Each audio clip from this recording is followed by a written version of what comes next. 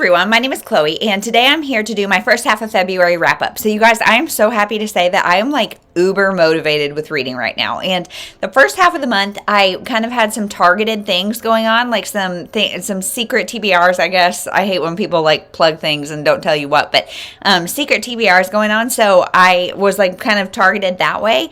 But then since I'm just like mood reading and I am loving it, and we'll just see how the second half of the month goes, but I am on fire with reading. So the first half of February, from the 1st through the 15th, I read 14 books, which is just crazy. That's 4,039 pages or 269 pages per day. And honestly, like, it's almost all happening at night, but I'm also doing a little more physical reading, and that just I love physical reading, and a lot of times I don't make time for it just because I'm a mom of 3 little kids, and it's something I have to be really, really intentional about doing, and I'm also really tired. But holding a book in my hands just feels so much different than holding my Kindle or listening to an audiobook. And like I love ebooks and audiobooks because I can do other things, which is kind of a necessity, but physical reading is just so great. So I read 9 novels, 4 chapter books, and 1 book in verse. 9 were adult and 5 were middle grade. I read 7 from my shelf and 7 from somewhere else. So my goal of the year, if you guys didn't see my goals video, my goal was to do at least 50% off my shelves. And not necessarily every single wrap up you're going to see 50-50. But like cumulatively overall, I wanted to do at least 50. But this month was skirting the line. I think every other time I have been more than 50% on my shelf. And so this month was right on there. I read 9 from Libby, 4 that were just off my shelf, and 1 from Kindle Unlimited. 9 audiobooks, 4 physical, and 1 ebook. And then 1 new release and 13 backlist. Not surprising. And then as far as genre goes, it was all over the board the first half of the month. So I read 4 contemporary, 3 romance, 2 nonfiction, 1 nature story, which you'll see what that is here in just a second, 1 historical, 1 sci-fi fantasy, and 1 thriller and 1 women's fiction. So you guys, I really hit all the genres this month. It was just crazy. So I'm going to go through the books. Some of them are going to be pretty brief because I think this video is going to go out before the vlog where I'm reading these books is. So I will kind of tease the vlog and see if you guys can maybe figure out what the vlog is going to be. So the first one that I read was Mad About You by Mhairi McFarlane, and I gave 3.5 stars. I'm not going to say anything about it now because I give a lot of my thoughts in the vlog. So Mad About You, Mhairi McFarlane, 3.5 stars. Then Otter by Katherine Appelgate, I gave 3.5 stars. Karen, this one is not for the vlog. Karen's Brothers. My daughter and I, she is 5, and we are reading through the Babysitters Club Little Sisters books. And this was number 17, and I honestly think we're done. Karen's Brothers, it is by Ann and Martin, and I gave it 2 stars. Karen is mad at boys and makes a I Hate Boys Club, and like, she's just nasty. Like, a lot of the time she's just nasty, and it's not like redeemed, it's not pleasant. It's just gone too much, so I think we might be done. But then back to the vlog. The Things We Leave Unfinished by Rebecca Yarrows, I gave 4 stars. She Wouldn't Change a Thing by Sarah Adakha, I gave 3.5 stars.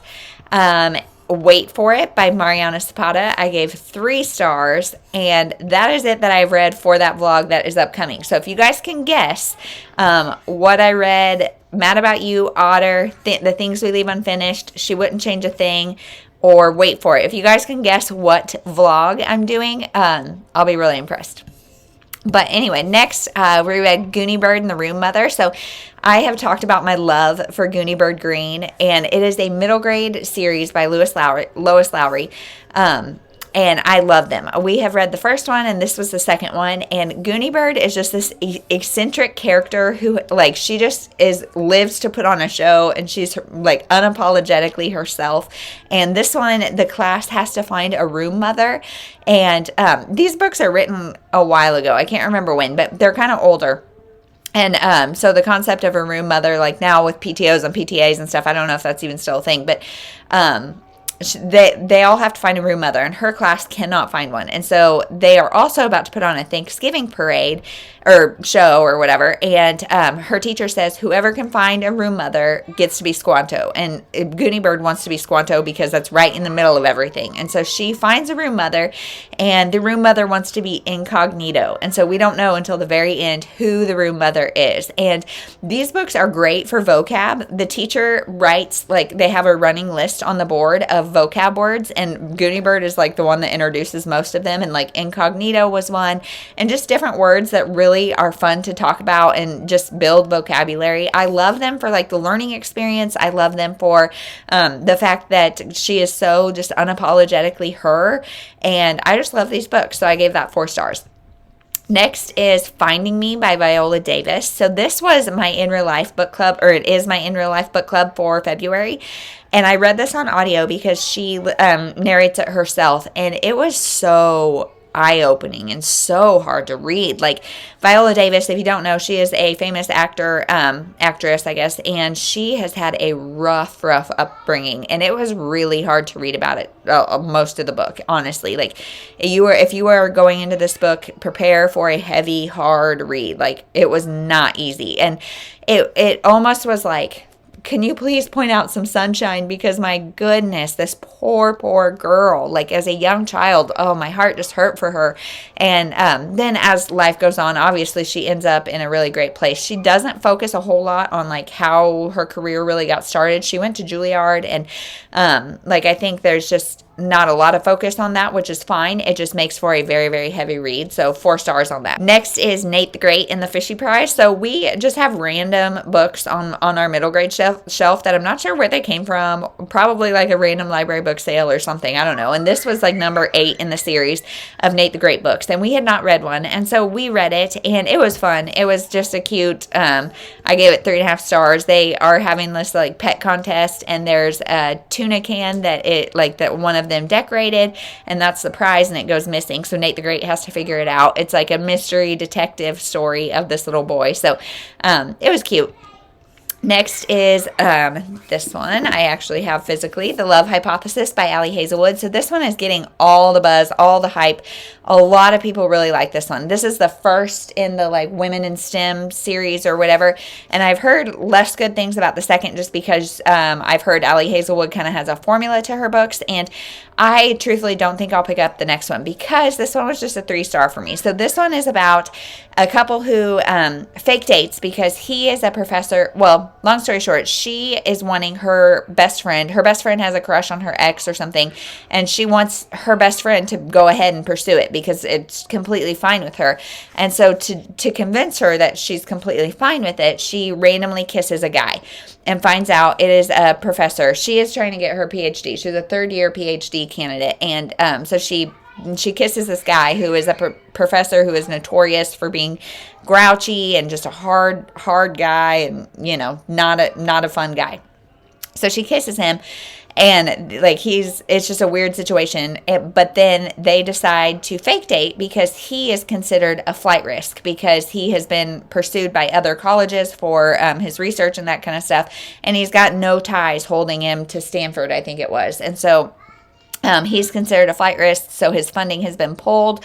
She wants to convince her best friend that it's okay if she moves on, and so they fake date, and of course it turns into more. Well, that premise in itself is annoying, but like I knew that going in. I knew that was the premise. I think it's annoying because, hey, if it's your best friend, like just talk to her and let her know. Like, and if she makes a decision, like that's on her. You don't have to do this whole elaborate scheme. But that, like I said, I can't fault the book for that because I picked it up knowing that was the premise. What I did not like is I just don't like, she got herself in lie after lie after lie after lie to so many people, and it's just this web of lies, and that in books stresses me out in a way that I don't like. And I'm also like, let's just communicate. And in fact, at one point she tells him she has feelings for somebody but does not communicate that it's him, and so there's a whole bunch of lack of communication, which I'm like, you guys are how old? I mean, one's a full-on professor, the other's a 3rd-year PhD student. You are old enough and mature enough and clearly smart enough that you should just communicate. Just communicate. That's all I ask. And And so this was just okay for me. It is a slow burn romance, and so they don't, like, nothing happens with them until the end, but I really didn't like how steamy and, like, kind of crude it got when they did start making things physical. There's some language in this book, so definitely if you are not a fan of language or kind of open door scenes, I would not pick this up. So I didn't love that either, but I did love the, like, I hate everyone but you trope. Like, he is still this kind of jerk, but he really protects her and really, like, cares about her, and that's obvious. And so there were things I liked about this, but overall, 3 stars. And then we read Lola Levine Meets Jelly and Bean. So this was another one of the random middle grade books that was on our shelves. I think it's number 4 in the Lola Levine series, and Lola Levine is this little, I think, Jewish girl, and her family gets a cat just to find out that her brother is, like, allergic. And so it's finding a new home for the cat, going through those emotions, and then what happens next. I guess I won't spoil it, but I gave that 4 stars. And then I read All the Dangerous Things by Stacey Willingham. And this is the second book of Stacey Willingham. So I read the first one, which is The Flicker in the Dark, and I really liked it. I think I gave it 4 stars. So my expectations for this one were even higher because I know I like this author, and this premise sounds even more intriguing to me. This book is about a woman whose son, I think, goes missing. And so then for the next year, she does not sleep. Like, she takes the little cat naps like her body forces her to, but at night she's got this crazy insomnia, and she just does not sleep because her son was taken while she was sleeping, and so she's really, like, paranoid about sleeping.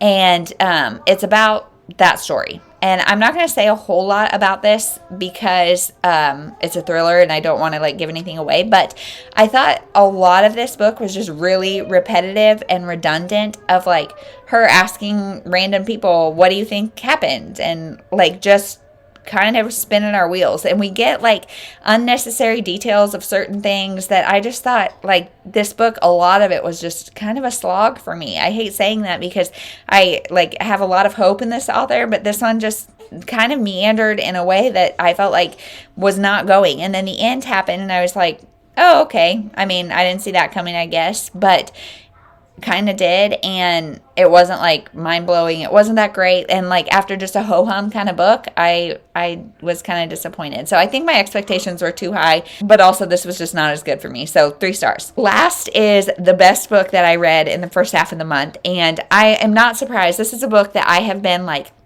hearing about and seeing people rave about forever and ever and ever, and I just have not picked it up.